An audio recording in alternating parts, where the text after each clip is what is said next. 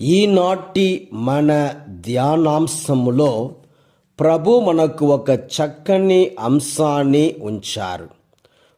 ప్రభు అని సంబోధించు ప్రతి వాడును పరలోక రాజ్యంలో ప్రవేశింపడు.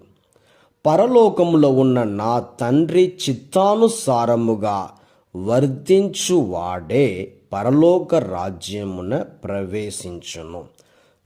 అవును ప్రియులారా, ప్రస్తుత మన సమాజ పోకడలు పరిశీలిస్తే నామ మాత్రపు క్రైస్తవులుగా మన ఆచార వ్యవహారాలు ఉన్నాయి.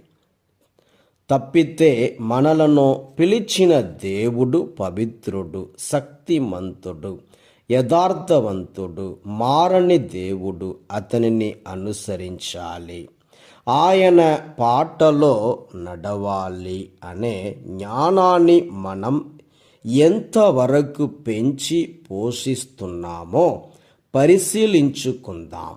నా మాటలు ఆలకించి పాటించువారు రాతి పునాదిపై ఇల్లు కట్టుకొనిన బుద్ధిమంతుని పోలియున్నాడు అని ప్రభువు అన్నారు.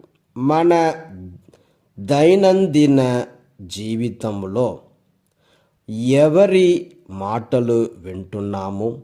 మన జీవితాలు అనే ఇండ్లను ఎలా నిర్మించుకుంటున్నాము పరిశీలించుకుందాం.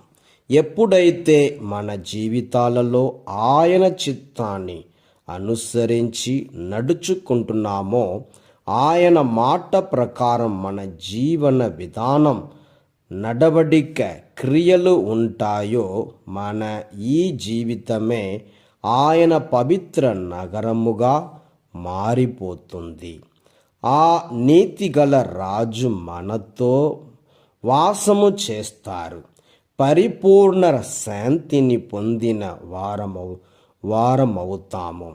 మరి అతని అడుగు జాడలలో ఉన్న మన జీవితాలలో ఎటువంటి అలజడులు వచ్చినా రాతి పునాది మీద కట్టిన ఇంటి వలె దృఢ విశ్వాసులుగా ఉంటాము. దేవుడు మనలను దీవించును గాక. ఆమేన్.